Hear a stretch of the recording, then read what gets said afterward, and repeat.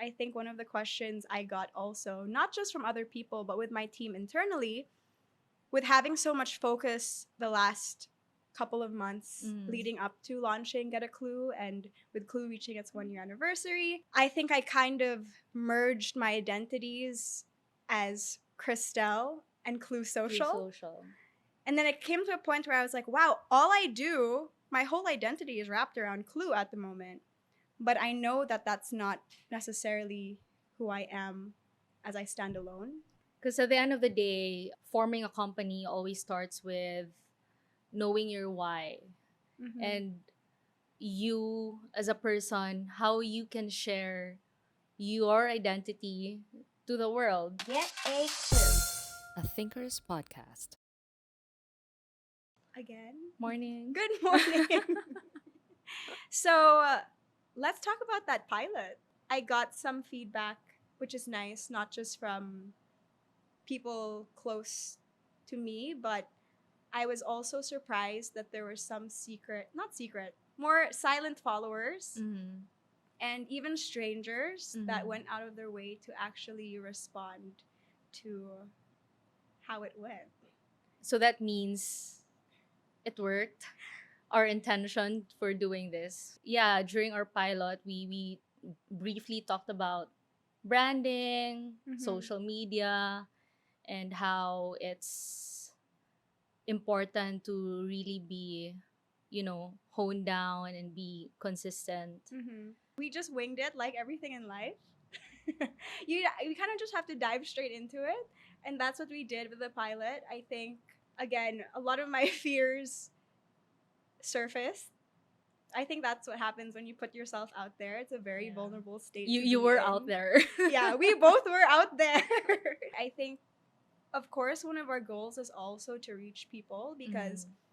I mean, it helps to keep doing this if we actually know that there are people listening. Exactly. But for me, it also reminded me that I had to really narrow down our messaging and Yes. to figure out what really is it that we want from this Podcast. podcast.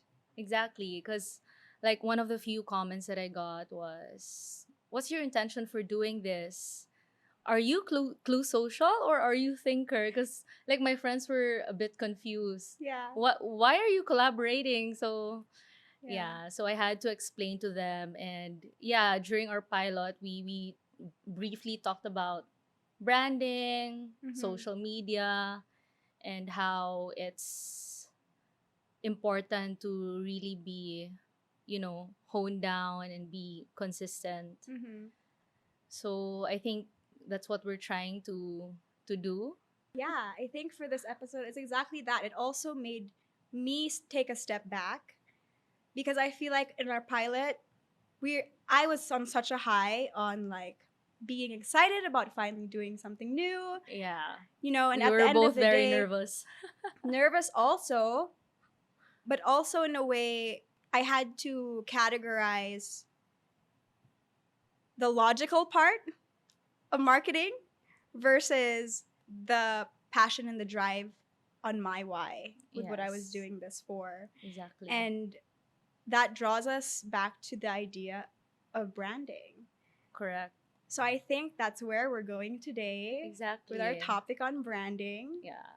Basically, for me, like I always relate branding as your DNA, and that's where I think that we can start our discussions on. Like, I would like to ask you, now that you're celebrating your first year anniversary, at what stage are you now in terms of, oh, I created Clue Social for this, and if you look back, am I still the Clue Social when I first started, or am I deviating from the why? So I think I always said, and I remember it was a little over a year ago when we filmed my very first video in introducing the company. Mm.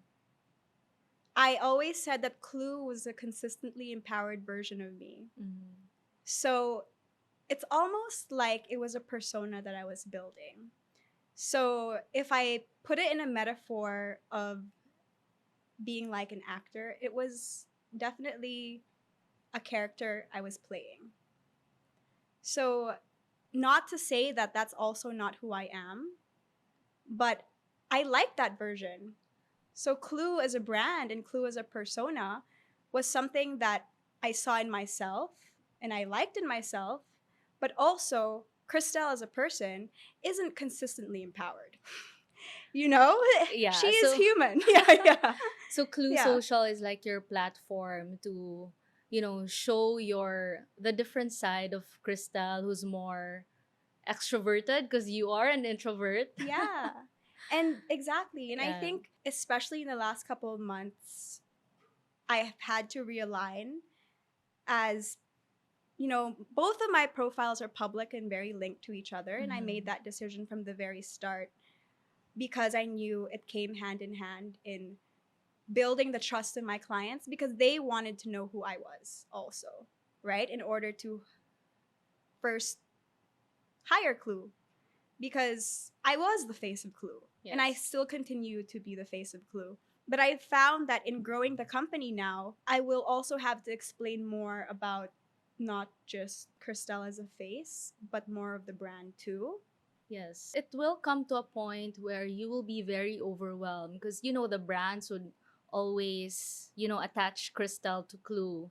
And they would always think, I'll just go directly to Crystal and just tell her what I want or ask her to do this and do that, and not even realizing that you are a team Yes. Yeah. and you are a business. You're not Crystal working for them. Exactly. And I think this is maybe not just unique to the Philippines, but in many settings, but more especially here compared to the Western setting, already established from the very start in the Western setting, like we work from these hours to these hours. Mm. These are the platforms you contact us on. Mm. In the Philippines, a lot of our personal and business does mix. And Yes. because a lot of my clients, it goes with my company values also, is that I am building relationships. Sometimes it's up to me to have to draw that boundary of like separating, hey, talk to me only about work on these platforms, or like pick a platform to talk to me on. But that's easier said than done. Yeah, because Also, there's yeah. really nothing wrong with that, because of course you have to build trust, and trust is very important when you're still building your brand Mm-hmm. for Clue Social. So Yeah. yeah, boundaries is. For sure. And I think it really got to me. It was a random message from someone I didn't know on Mhm. Instagram who I guess I brought up earlier in this when we started, who was a silent follower, I guess. And so in the last couple of months, not just from this specific message, but I have a lot of freelancers applying and submitting their resumes to Clue. And in the interview process, and even with the team I'm bringing in now, I get a lot of, we'd like to work for you because you look fun. And of course, I'm flattered. That's a good thing, like that. I'm very self aware about wanting to build a company culture. But if you look at us from the outside, for Clue especially, I picked fun colors. That comes to branding, right? Our marketing is very fun and the content we put out there is very fun. And I'm not saying it's not true because it is true. Like we all try to get along, I think. Yeah. And we do have that culture, but I also want people to know that we're also not just fun and games. At the end of the day, I still operate a business. Yes, exactly. It's a legitimate business with legitimate paperwork.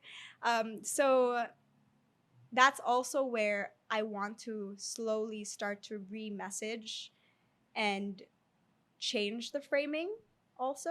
So in doing that, I had to check in with myself and my personal brand also and ask the people around me because sometimes in branding, it makes me go back to the very start of when I felt my first quarter life crisis when I didn't know what I wanted in life. And this is when I first met my very first mentor. It was in a conference in Cebu called Color Me Ladies. Do you remember that at all? No, In I don't Waterfront. think I joined that. Okay. But I went to this conference and I remember I was so confused when when she asked me, what is it that you want? I had no idea. And at that point, I didn't know even like what my Starbucks preference was, like what my style preference was, because it was so influenced by everything around me. Mhm. So I said, I don't know. And so she said to me, okay, if you don't know what you want, tell me, what do you not want? And it was so much easier for me to start from there because I knew exactly what I didn't want. It was so broad back then when it was like, I didn't want to be unhappy, or like, I didn't want a 9 to 5 job. I didn't want an office job. Mhm. And so, starting from what I did not want, that helped me figure out what I do want Mhm. because it was the complete opposite. So, if I didn't want to be unhappy, I just want to be happy. If I didn't want an office job, that meant I want a flexible job. And in branding with my clients, that's actually where I start also because Yes. branding is not just clients, people know you as who you are, but also who you are not. Exactly. That's true. I agree. I agree. So you should really start asking the why. The why. And that's the Yeah. thing because that changes. That changes. Yes. And for Exactly. me, and with Clou and my own personal brand, that's also evolved. I think I have come to peace with taking the pressure off defining who I was, but realizing that I can be a dynamic person. Because in the comment that came from the silent follower, she said, "Wow, you're such a girl boss. Must be so fun to work with you." And of course, knew that her intention was to compliment. And I had to question myself why I didn't take it that way. How did you feel then? I think that's when it goes back to how we give meaning to things, right? So, to some people, and it was International Women's Day earlier this week. So, I put a poll out on my Instagram stories also. Some people love the idea of a girl boss and being called a girl boss, right? For some reason, I don't. And I think that's changed over the last year because how I present myself with Clue is yes, I am a leader. And I'm very flattered that people think that. Mm-hmm. But Christelle, as a person, separate from Clue, I see myself as more soft and not necessarily always in this girl boss mode. Mm-hmm.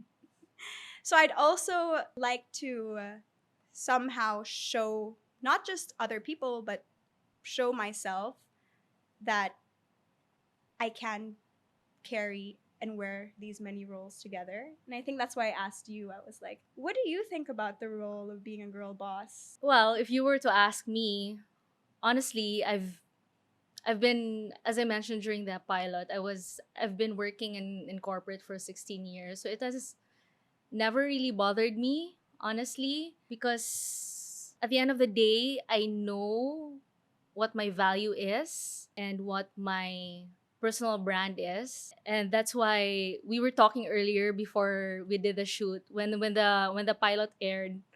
I was really, really very confused. Should I start posting on my personal Instagram? But I realized that it's not me. It's not Mhm. me to be very open. Like I'm not comfortable opening who I am to the public, but I know that I should somehow be because I have this company named Thinker, who's a marketing agency. That's a marketing agency. So I realized because I already created Thinker, I'm gonna use it instead as my platform Mhm. and my persona, like just what you said, that Yeah. Michelle as a private person should be separate from my persona as the owner of Thinker and the one who the clients talk to. And Yeah. that's the thing because I think at the end of the day, there's no right or wrong, right? It's where you're comfortable. It in. is. Because I think in the same way, for me, I already did it. So it's something I have to commit to. Yes. And I don't regret it at all because I will continue to leave both of my personas for the public to see. Yeah.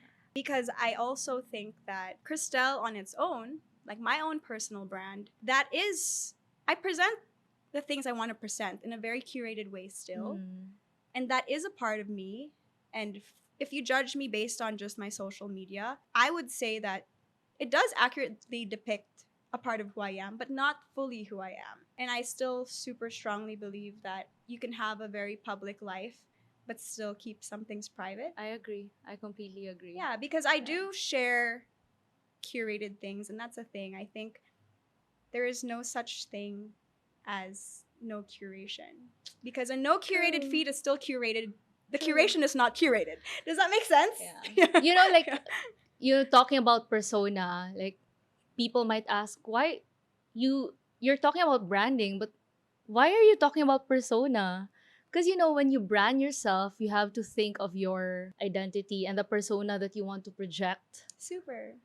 And this is out just there. not just branding a company, but exactly in personal Yourself, branding. right? Yeah. Because, I can relate my kids who are in school already.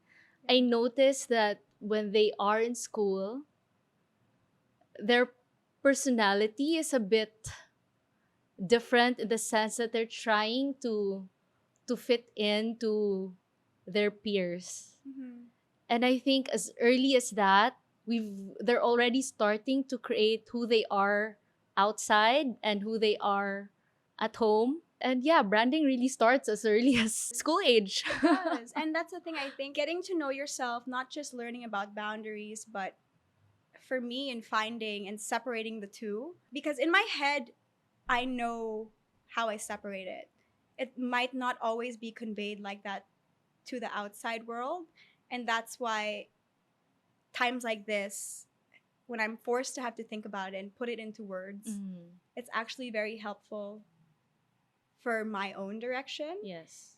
because I have a plan in my head and I execute it in a way where, for example, I had subconsciously decided when I started Clou that I'm going to wear this type of clothes Mm, as Clou. But the thing is, Christelle ended up liking that style. And I realized, oh, I like that too. But with Clue, it was very specific because I was very intentional about how I wanted to be perceived. mm. So I told myself, it's white. I'm going to always wear white. And people actually started to notice. And so they started to associate Christelle wearing white Mm-hmm. to Clue. And so with some of my clients, I talk about this with them. And so if you actually see on my both separate feeds, I'm always wearing white if it's a Clue post. And because I collaborate both my Christelle and my Clue pages, that will sometimes appear on my Christelle page of me wearing white. And naturally, because I work pretty often, people will see me wearing white. Yeah. So now that I've established that and hitting my first year, I also decided for myself, I'm going to brand off of that. So that's why now it's like, Blue hues. have you noticed that I've been wearing blue? And that's Me, what I've I'm always saying. loved white also. Yeah, but it It's always matters, I very think. classic for me. I think whether or not we say it out loud, a lot of us actually intentionally project a certain version of ourselves. And it can come down to how we present ourselves and what we wear, or how we present ourselves online or offline. Like, for me, at the end of the day, for as long as you're comfortable with you, no matter what the perceptions are about you and even about Clue, it's still you. Yeah, I think, and that's the thing. I think people talk about this idea of confidence, right? As if it's something we're all aspiring to have, because it's like, sounds like that's the secret formula to everything, is to really have the confidence. But Everyone has it. that's what I'm starting to figure out also. Everybody's definition of confidence is also different. So I can't say that one person, or like I'm lacking of anything. At the end of the day, same message. It's, you're enough wherever you are already. And there's no searching for how to be more confident. To each his own. It is. It really is to each their own. And the choice of linking your personal brand to your business brand is your choice at the end of the day. Like in everything in life, there are consequences to whichever action we pick. That's true. But we have to kind of just go with it. And it's never just one straight path. For as long as your message is still consistent and you still know that what you're doing is aligned with how you started, I think that's what's really important.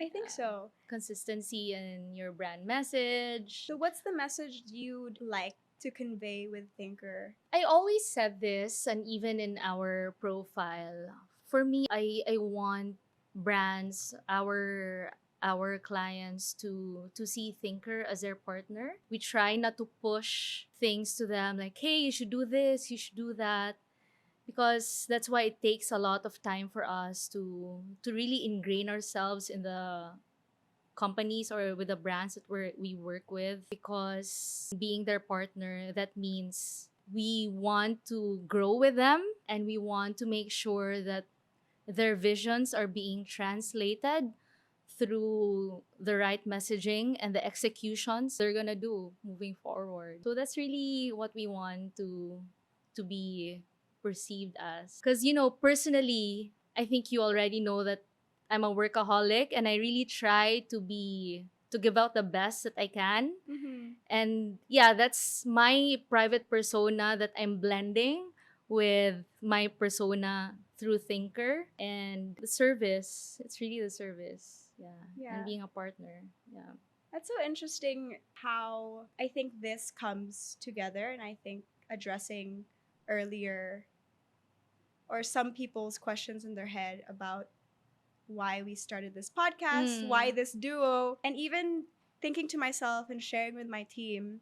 Having this talk with you encourages me to actually ask myself these questions. But it's just very ironic how we do this for other people. Yeah. We help them message. In my end, I produce content for them and I execute the messaging through social media. But we rarely think of doing that for our own For company, our correct. own companies. Yeah. And That's I why you did actually mine. and I actually find that this happens with a lot of entrepreneurs. Mm. Like we joke around about the interior designer not actually having a nice space, Yeah. or like the furniture designer not actually having nice furniture at home. And that happens very often where we service others and then actually forget about putting that care into our own brand. Yes. And I think that's a good Yes. metaphor for life also. Yeah. So as much as this podcast is also framed to be a business and marketing related podcast, it's still very personal because it's our personal It's our personal stories Yeah. that actually reflect in the business world Yes. also. Because if you can't, it's what they say, like in love, you can't love someone if you don't also love yourself. And that's how we also want to strive to grow our company, because we have to always go back to knowing who we are as people and why we Mhm. started it, so we don't get lost. Exactly. And as a brand, I think it's so important. And that's why I'm so grateful for this, if anything. If this podcast is for no one else but for Clue as a company And for Thinker, and for Thinker, it's really a good check in for myself to continue to strive towards something. Because when I started, Get a Clue was always my tagline for Clue Social, Yeah. right? And I liked it because it was a sense of mystery where I honestly didn't know what was next. But also, I realized as I've had to evolve that it can't always be a mystery. Because to the outside world who first perceives my brand, now that I've been out there for a while, the mystery gets a little old. yes. So now I have to really convey what it is that I do, the services that I offer, You because should be very specific.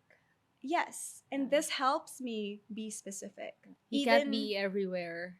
I can't. I Yeah. can't. And that's why, like, the cliche of life and how they say you really have to know yourself. Mm-hmm. It's true. Yes. It's really true. And I'm learning so much about myself every day.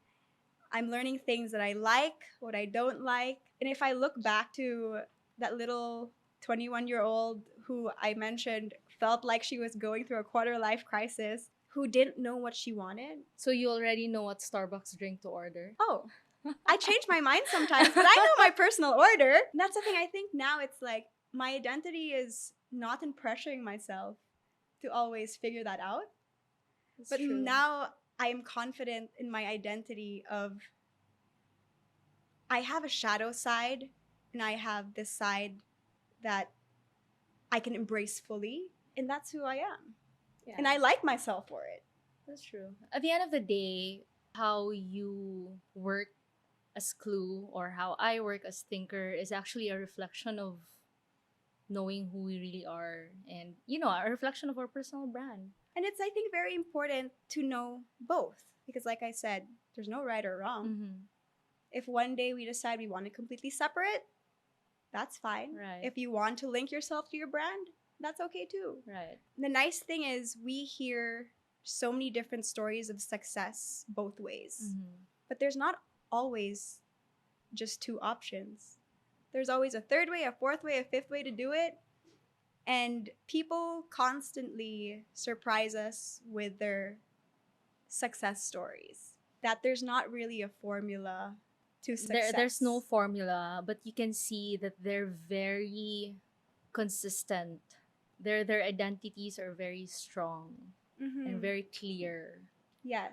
Would you say you have a very clear identity of who you are versus who your brand is? Yes, I can because I already reached a point where I've already achieved what I wanted to achieve.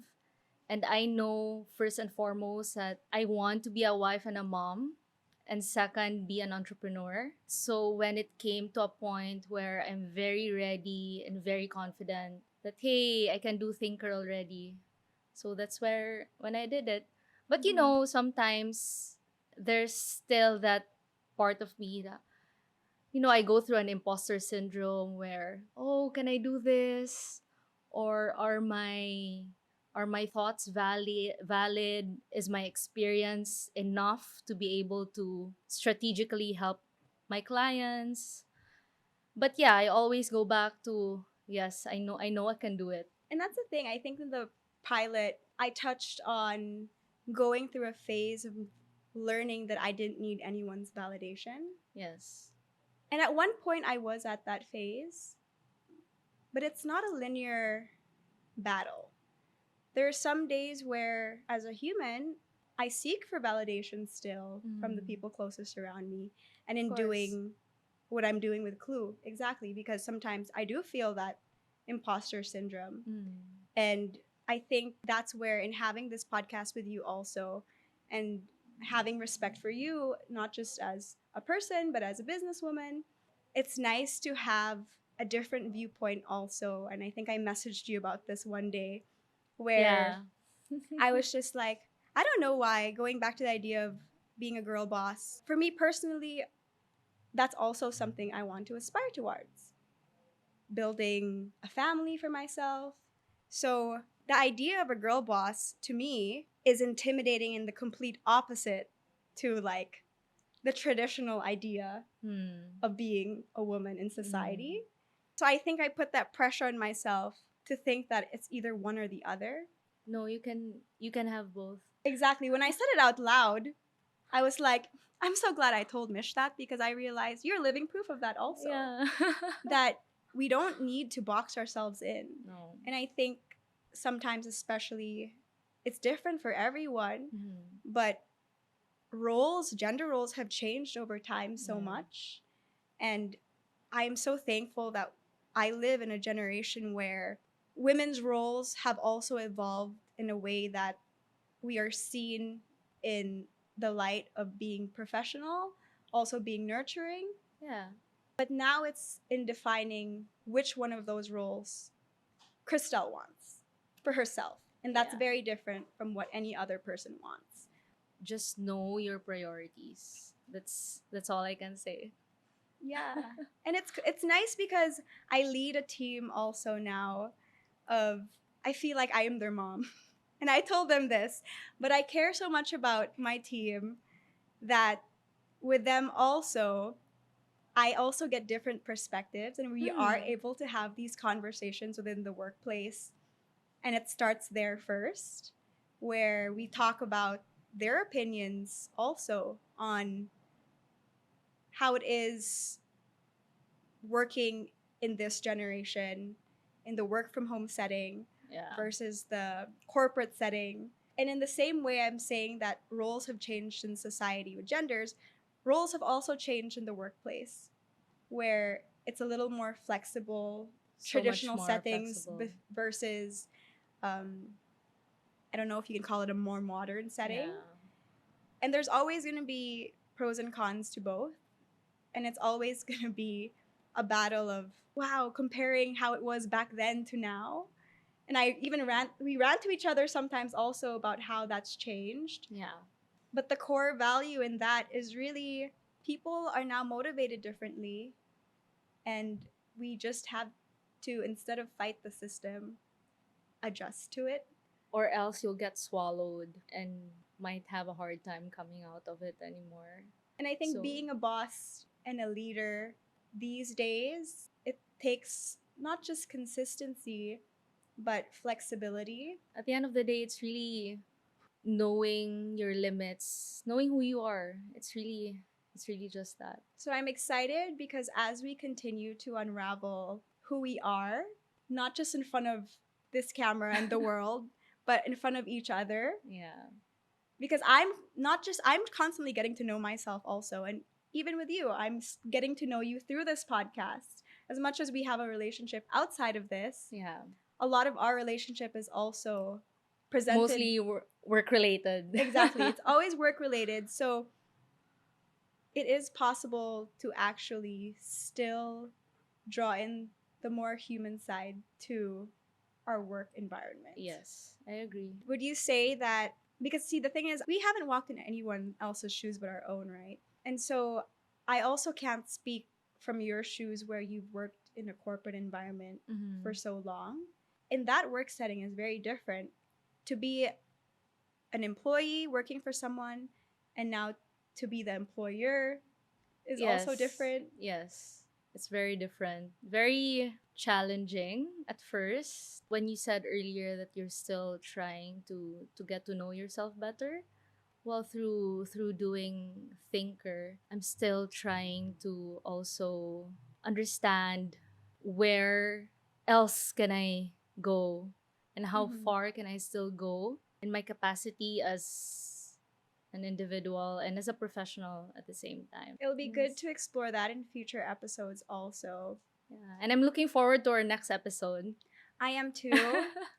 I know we've gotten suggestions, and it's so nice that it just made me think of one of the suggestions right now, because that work life balance is a topic that many people are actually very interested in. Yeah. And how to balance not just your personal identity to your work identity or your personal branding to your business brand, but how do you also juggle work and life outside of that? And how do you build a balance of that? Let's talk about that next time. Send in any of your topics that you'd like us to Yeah. talk about. So maybe we can just wrap up with an open invitation what topics we are covering in this podcast. Mhm. So, marketing and business questions are always open because this is the nature of the industries that we are in. How far can people go in terms of personal, and how far are we really going to go in terms of Yeah. sharing our personal life? Well, we can always we can also use this podcast as a platform for not just those in the industry that we're working in, but a platform for the young ones or even our contemporaries to, hey, can you talk about this? Maybe it's something that can help others. Mhm. So we'll see. We'll see. We are going to see where this goes. Yeah. But so far, we are so happy with how we took that leap for ourselves. And also so happy with how well we were received, I think. Whether it's just from the Fingers crossed. closest people around us to our own teams, our colleagues, and our own current clients. I They're our think first line of defense. They are, but at the end of the day, this also is a platform for our potential clients to build trust. Yes. And I will straight up say that putting content out there together has also been able to land us More opportunities. more opportunities in terms of prospective clients. Yeah. And already through our first episode, I think it's safe to say that we did that. And so we're looking forward to communicating more of these brand stories. As a communications major in the school that I went to, it was a little bit looked down upon in comparison to like what my university is known for, which was the sciences and the medical field. But I always think back to myself, I'm like, okay, people are creating cures, people are doing all these amazing things, but what are these cures if nobody knows about it? Right? And so I think that's our job with this platform is to shed light to these stories and bring them out because they're only stories when people actually hear about them.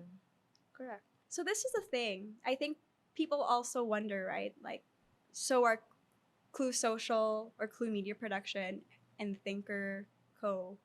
partner companies? Yes, we work together with clients, but for me, it's also in creating a community within creative industries in Cebu because we complement each other and there's always going to be someone with the same type of industry or company that we can actually all learn from and build a community around. Exactly. So that's why I suggested that we invite this next guest. Our very first guest. Our very first. I've I'm known so him excited. for Yeah. close to 2 decades already. Yeah. So yeah, he's his for me, I see him as one of the creative pillars in the industry, specifically in Cebu, and I'm very much excited to talk to him and have him as our guest. I'm excited also because I think it's very different. Tell the stories in a localized setting to Cebu, to the Philippines even, compared to the rest of the world, because we do have a different culture. And when it comes to working, when it comes to creative industries, Yeah. it is something that we are still defining, like we are defining ourselves. Exactly. Because, there's always a perception where, being a creative, I just make a logo or do this layout for a flyer. Exactly. And I think this is But why there's a we're lot that goes also on behind it. communicating this and drawing light to creative industries, to our own creative companies, Yeah. because we're more than just what people perceive. And we'd like people to get to know our own personal brand and our business brands, but also our whole industry in itself. That's true. So see you on next episode See of you. Get a A Clue. Thinkers Podcast.